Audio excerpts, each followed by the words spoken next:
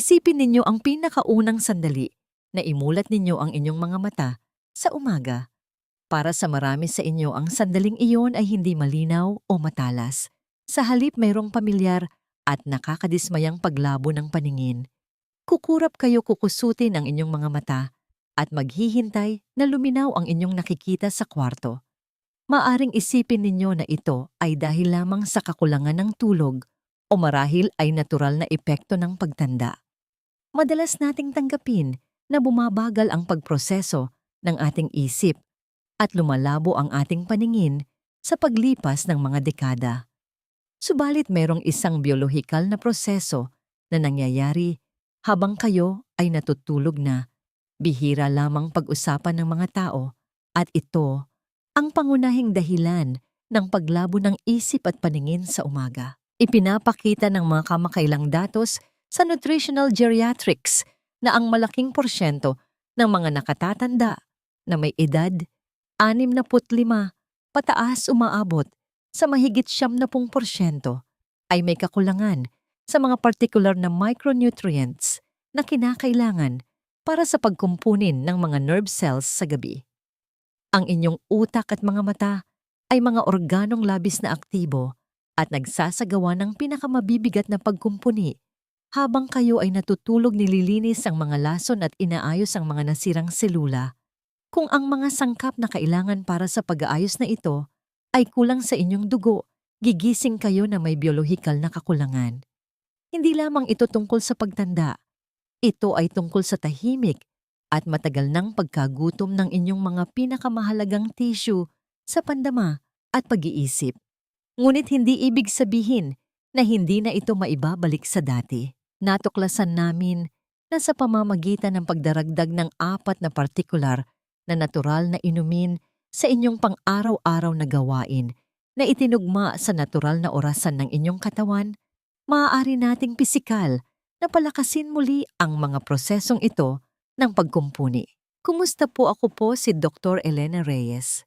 Gumugol ako ng mahigit 35 taon sa pagiging doktor na nakatutok sa pangangalaga ng mga nakatatanda, tinutulungan ang mga lolo at lola natin na harapin ang mga hamon ng pagtanda ng may dignidad at sigla. Bago tayo magpatuloy, nais ko po sanang makarinig mula sa inyo. Mangyari po lamang na mag-iwan ng komento sa ibaba kung ilang taon na kayo at kung saang probinsya o bansa kayo nanonood, maging sa Maynila man yan, sa Cebu, sa Davao, o kahit sa ibang bansa. Sinisikap ko pong basahin at sagutin ang mga ito dahil tunay na nakakatuwang makita ang isang pandaigdigang komunidad ng mga nakatatanda na aktibong inaasikaso ang kanilang kalusugan. Kung naging kapaki-pakinabang sa inyo ang impormasyong ito, mangyari po lamang na ilalike ang video, ibahagi ito sa isang kaibigan, at mag-subscribe kung ito ang unang pagkakataon ninyo rito. Ngayon, titingnan natin ang isang napaka-partikular at praktikal na paraan gamit ang likidong nutrisyon.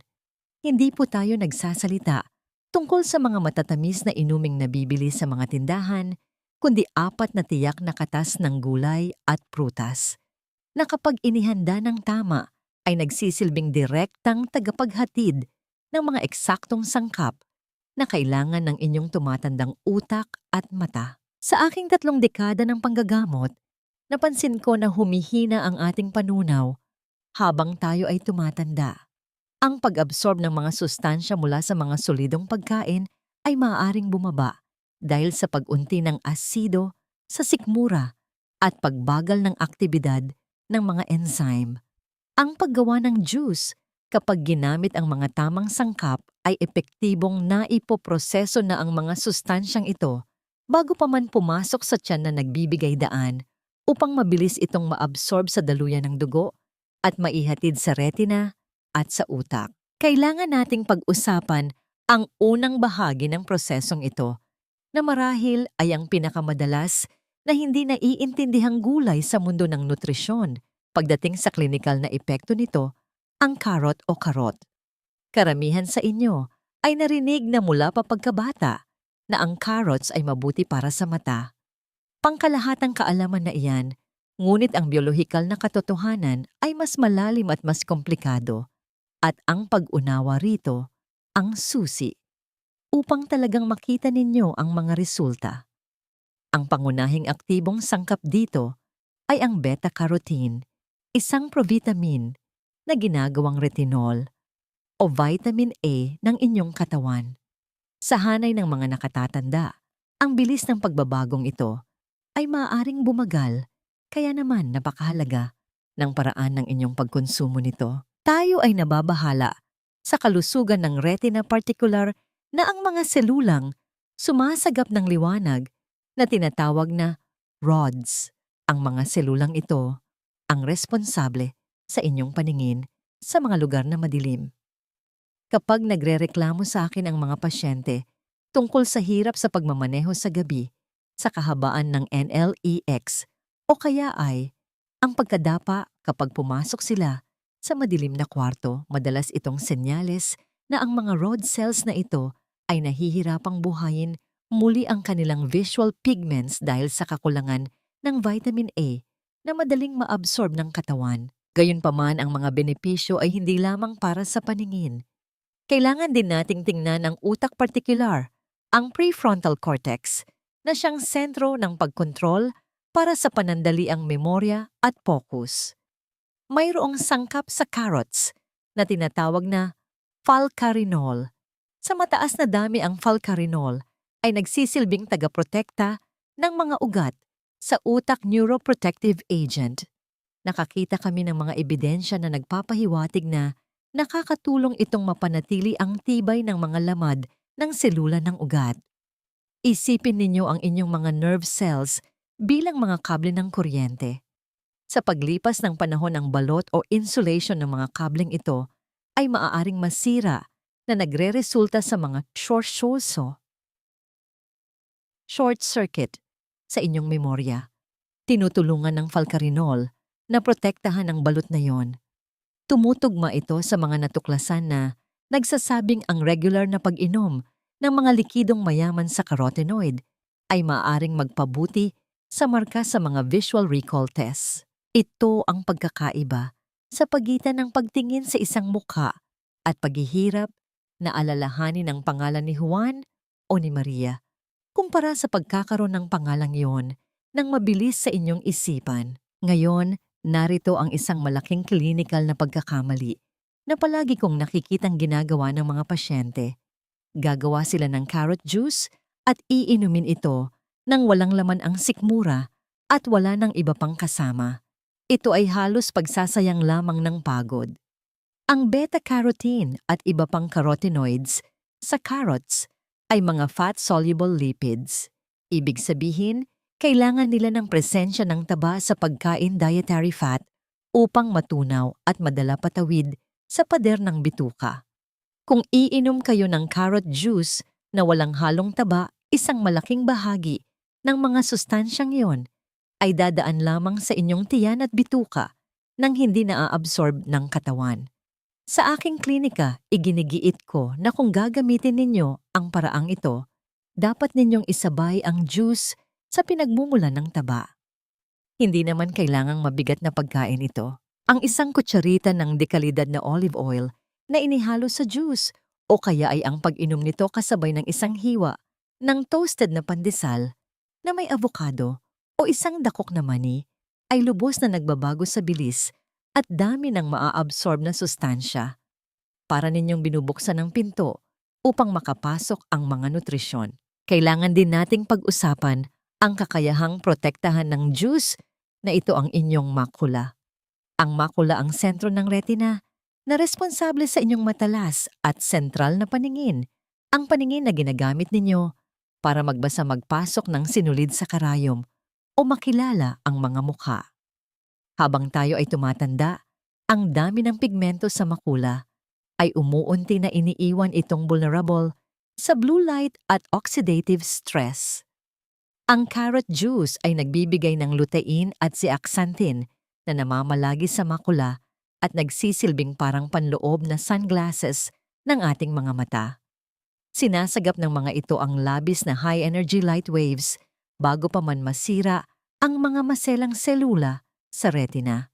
Napakahalaga nito para sa sinumang lampas na sa 60 taong gulang dahil ang natural na depensa ng mata ay dumaan na sa 6 na dekada ng pagkakalantad sa UV radiation mula sa araw at sa kasalukuyan sa mga artipisyal na ilaw.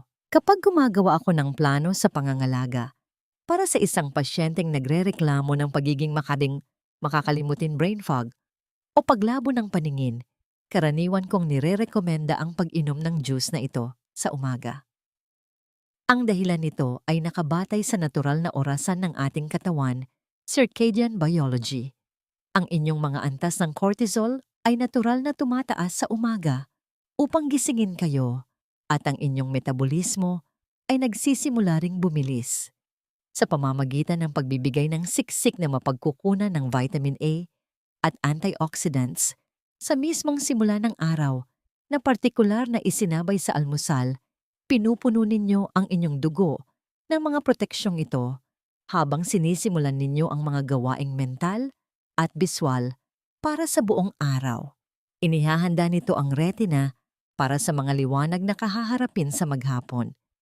Madalas kong ipinapayo na magsimula sa 2 hanggang 3 katamtamang laki ng carrots. Maaari kayong magdagdag ng 1 hiwa ng luya, hindi lang para sa lasa, kundi dahil ang luya ay nakakatulong ng kaunti upang pasiglahin ang sirkulasyon na tumutulong upang dalhin ang daloy ng dugo hanggang sa mga dulo ng inyong katawan kasama na ang maliliit na ugat ng inyong mga mata. Mahalagang maunawaan na hindi ito isang mabilisang solusyon o magic pill. Nakikipag-ugnayan tayo sa mga biolohikal na tissue na mabagal mag-regenerate. Ang mga rod cells sa inyong mga mata at ang mga koneksyon sa inyong utak ay nangangailangan ng patuloy na nutrisyon upang maayos. Kapag sinimulan ninyo ang ganitong pamamaraan, unti-unti ninyong ibinabalik ang reserba ng mga sustansya na naubos na. Madalas iulat ng mga pasyente na pagkaraan ng ilang linggo ang static o paglabo sa kanilang paningin ay lumilinaw o hindi sila gaanong nakakaramdam ng pagod sa pag-iisip pagsapit ng tanghali. Ito ay ang pagtugon ng katawan sa pagkakaroon ng mga tamang hilaw na materyales. Ngunit habang lumilipas ang maghapon papunta sa hapon, nagbabago ang biolohikal na pangangailangan ng katawan. Ang umaga ay para sa paghahanda at proteksyon. Ngunit ang hapon ang kadalasang oras kung saan ang katawan ng nakatatanda ay nahihirapan sa sirkulasyon at paghahatid ng oxygen na humahantong sa pamilyar na panghihina sa kalagitnaan ng araw. Nangangailangan ito ng isang ganap na magkakaibang biolohikal na solusyon, isa na nakatutok sa mismong mga daluyan ng dugo. Dito pumapasok ang physiological na pagbabago na nangyayari sa pagitan ng 2:00 ng hapon at 4:00 ng hapon pagkatapos man ng halian. Sa aking klinika para sa mga nakatatanda ito, ang oras ng araw kung saan madalas iulat ng mga pasyente na bigla silang nanghihina. Nakakaramdam sila ng pagbigat ng mga binti at braso, kapansin-pansing paghina ng talas ng isip, at madalas paglabo ng paningin na tila walang kaugnayan sa pagkapagod ng mata dahil sa pagbabasa. Sa biolohikal na aspeto ito ay kadalasang issue sa sirkulasyon ng dugo. Sa ating pagtanda, natural na nawawalan ng elastisidad ang ating mga daluyan ng dugo. Ang paninigas na ito ng mga ugat arterial stiffening ay nangangahulugang kailangang magtrabaho ng mas mabigat ang puso upang magbomba ng dugo at ang microcirculation, ang maliliit at kasing nipis ng buhok na mga ugat na nagpapakain sa malalalim na bahagi ng utak at retina ay nakakatanggap ng mas kaunting dugong may oxygen. Kapag nawalan ng oxygen ang mga neurons, bumabagal sila. Makikita ito sa pagkalimot ninyo kung ano ang inyong sinasabi sa kalagitnaan ng kwentuhan o pakiramdam na hindi makapag-focus sa isang gawain.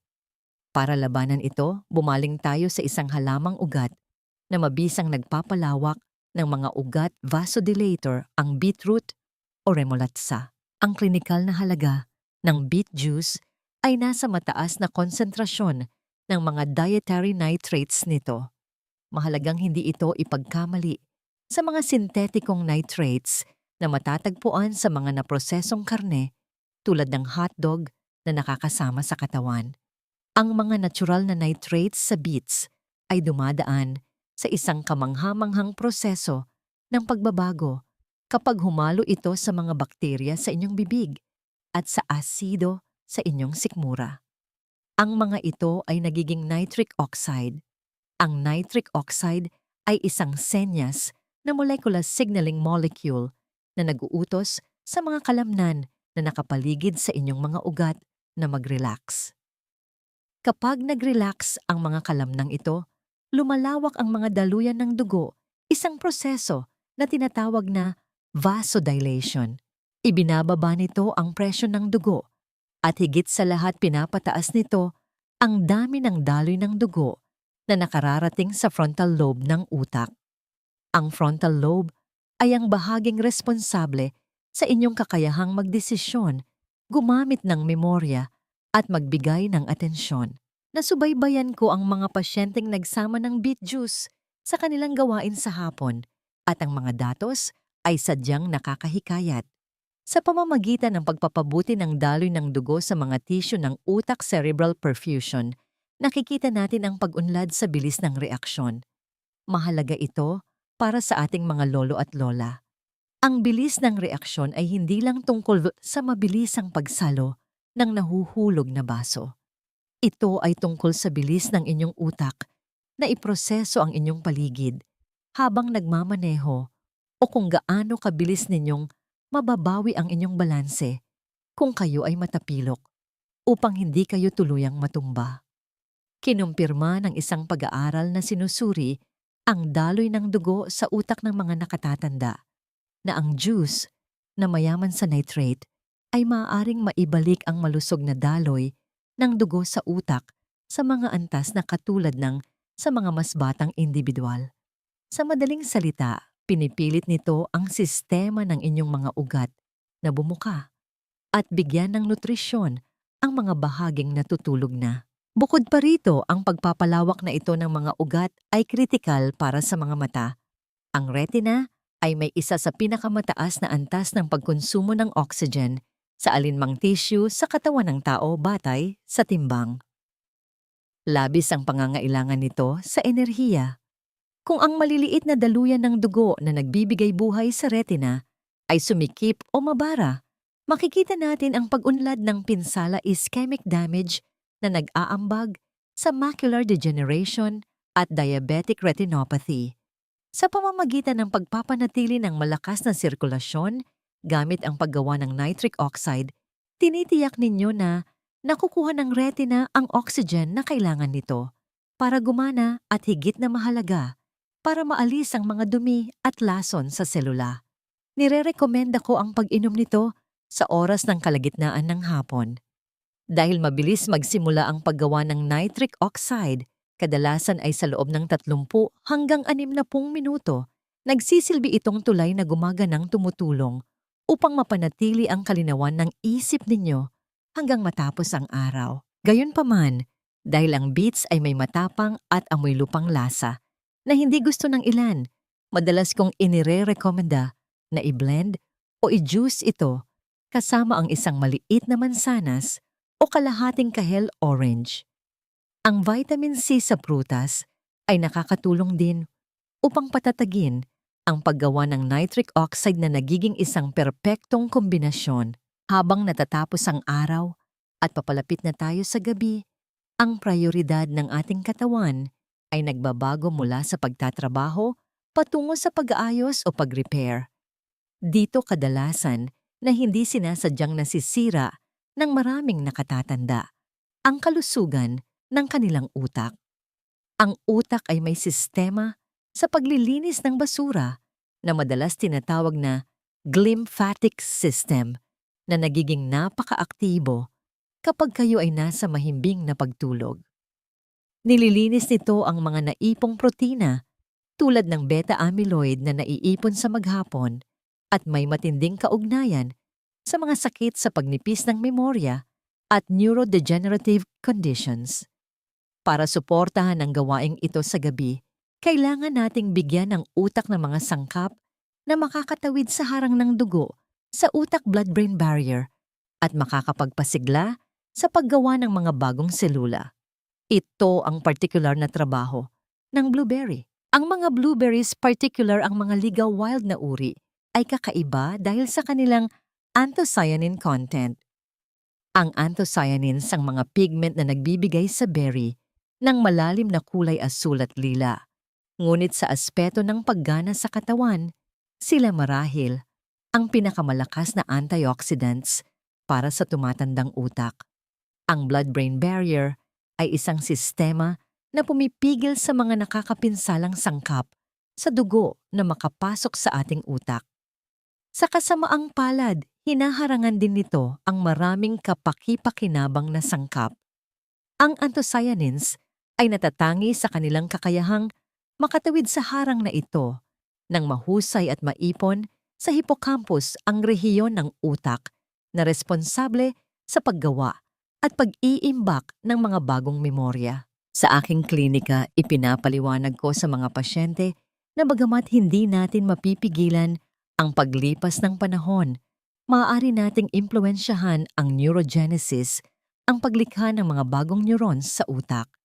Sa mahabang panahon, naniniwala ang medisina na ang mga matatanda ay hindi na nakakagawa ng mga bagong selula ng utak.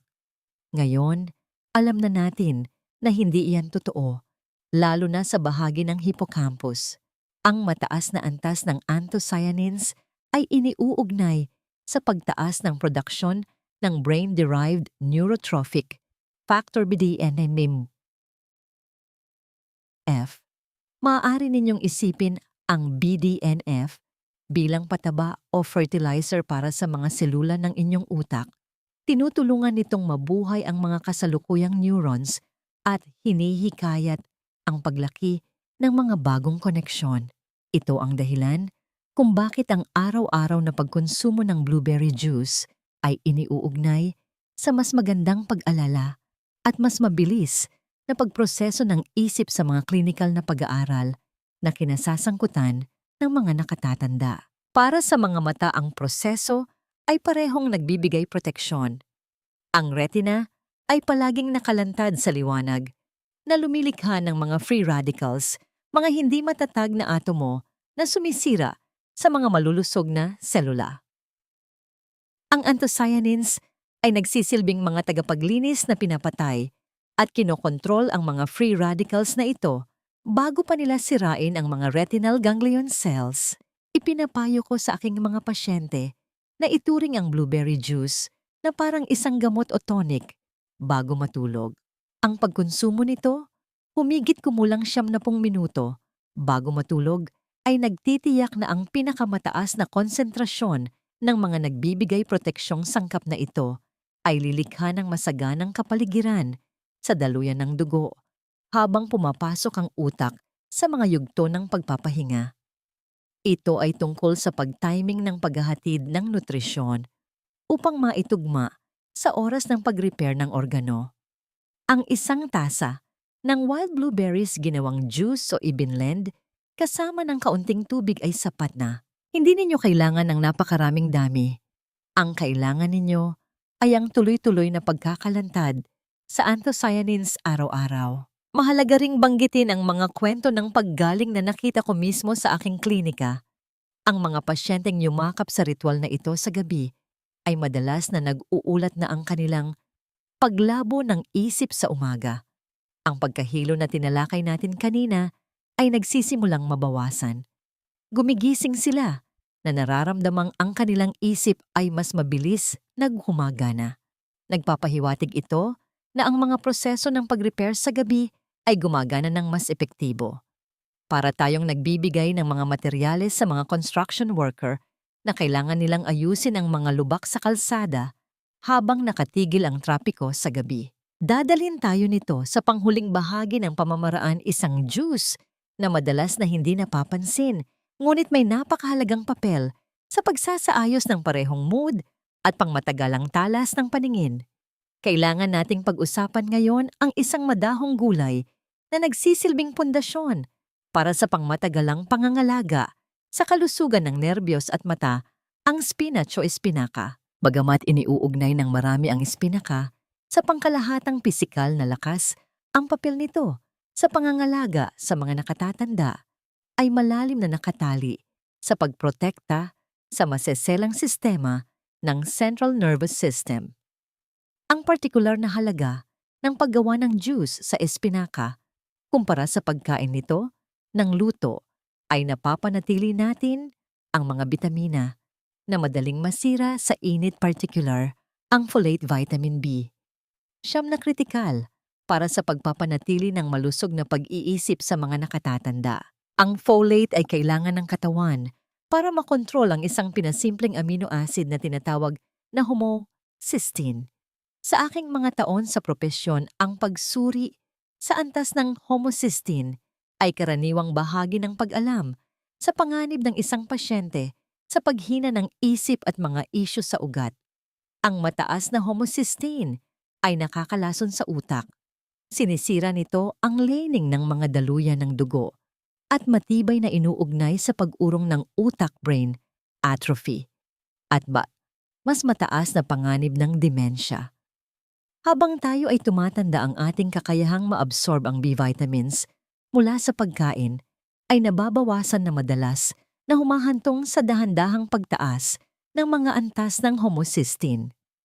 Sa pamamagitan ng pag-inom ng hilaw na katas ng espinaka, nagbibigay tayo ng napakadaling maabsorb na mapagkukunan ng folate na aktibong gumagana upang sirain at pababain ang homocysteine. Kaya naman pinapababa nito ang pamamaga sa utak at pinoprotektahan ang mga daanan ng ugat. Ito ay sumusuporta sa produksyon ng mga neurotransmitters tulad ng serotonin at dopamine, kung kaya't ang sapat na antas ng folate ay nauugnay din sa mas maayos na pagkontrol ng emotion mood, isang napakahalagang salik dahil ang kalungkutan at paghihiwalay sa lipunan ay malalaking panganib para sa paghina ng pag-iisip ng mga lolo at lola natin. Kasabay nito ang espinaka ay isang napakagandang gulay para sa mga mata, particular tungkol sa contrast sensitivity. Ang contrast sensitivity ay ang kakayahang makilala ang isang bagay mula sa background nito, halimbawa ang pagtingin sa gilid ng kalsada laban sa simento o pagbabasa ng kulay abong teksto sa isang puting pahina. Ang kakayahang ito ay madalas na mas mabilis na humina kaysa sa pangkalahatang talas ng paningin. Ang spinaka ay punong-puno ng lutein at zeaxanthin tulad ng carrots, ngunit sa ibang anyo na kinabibilangan din ng vitamin K. Ang vitamin K ay mahalaga para sa paggawa ng sphingolipids, isang klase ng taba na makikita sa mataas na konsentrasyon sa mga lamad ng selula ng utak. At ang myelin sheath, ang proteksyon na bumabalot sa ugat, na nagtitiyak ng mabilis na pagpapadala ng signal sa pagitan ng mga nerves. Gayunpaman, bilang isang doktor, kailangan kong magdagdag ng mahalagang paalalang medikal tungkol sa espinaka. Naglalaman ito ng mga oxalates na mga natural na compound na maaaring kumapit sa calcium at bumuo ng bato sa bato kidney stones sa ilang mga individual na mas madaling magkaroon nito. Kung mayroon kayong kasaysayan ng calcium oxalate na bato sa bato, kailangan ninyo itong inumin nang may katamtaman lamang o kumonsulta sa inyong doktor. Para sa pangkalahatang populasyon, ang susi ay balanse at sapat na pag-inom ng tubig, hydration. Inire-recommenda ko ang pagkonsumo ng juice ng espinaka sa kalagitnaan ng umaga o bago man ang halian.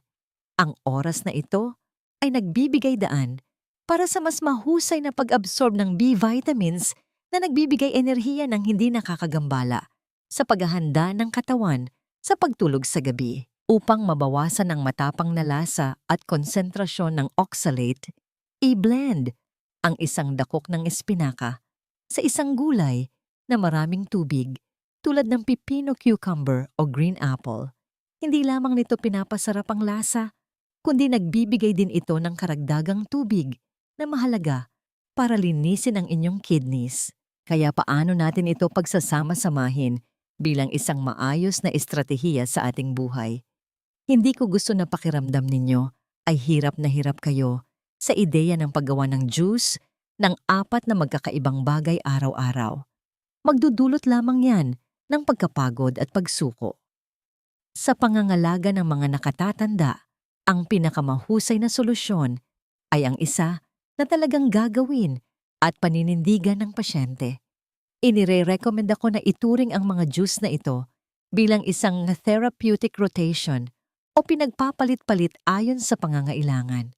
Maaari ninyong piliin na inumin ang kombinasyon ng carrot at malusog na taba tuwing umaga dahil ito ang matibay na pundasyon para sa inyong araw. Pagkatapos, maaari ninyong salit-salitin ang ibabatay sa nararamdaman o senyales ng inyong katawan. Kung pakiramdam ninyo ay napakabigat at mabagal ang inyong katawan, unahin ang beet juice sa hapon. Kung pakiramdam ninyo na humihina ang inyong memorya o kayo ay nasa panahon ng matinding pag-iisip, unahin ang blueberry juice sa gabi. May mga nakasama akong mga pasyente na pakiramdam nila ay tapos na ang kanilang pinakamagagandang taon na pakiramdam nila ay lumiliit na ang kanilang mundo dahil sa paglabo ng paningin at madalas na pagkalimot ng mga pangalan. Nakita ko silang muling nagkaroon ng kumpiyansa, bumalik sa mga hilig tulad ng pagbabasa at pagsasagot ng crossword puzzles at mas masiglang nakikipag-usap sa pamilya dahil lamang tinugunan nila ang mga biolohikal na pangangailangan ng kanilang utak at mga mata. Ito ay tungkol sa pagbibigay kapangyarihan sa inyong katawan na gawin ang natural nitong kakayahan. Salamat po sa inyong paglalaan ng oras na ito kasama ko. Isang karangalan na ibahagi ang kaalamang ito sa inyo. Huwag po nating isipin na ang paglabo ng isip at paningin ay isang parusa ng pagtanda na wala na tayong magagawa. Ang ating katawan ay patuloy na nag-aayos sa sarili. Kailangan lamang nito ng tamang nutrisyon at tamang materyales.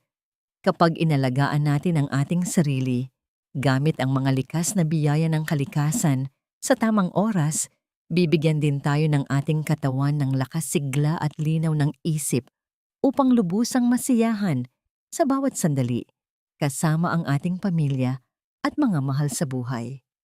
May magagawa po tayo sa kung paano tayo tatanda. Kung nakatulong po sa inyo ang impormasyong ito, mangyari po lamang na mag-iwan kayo ng komento sa ibaba. Kung alin sa 4 na juice na ito ang una ninyong susubukan bukas.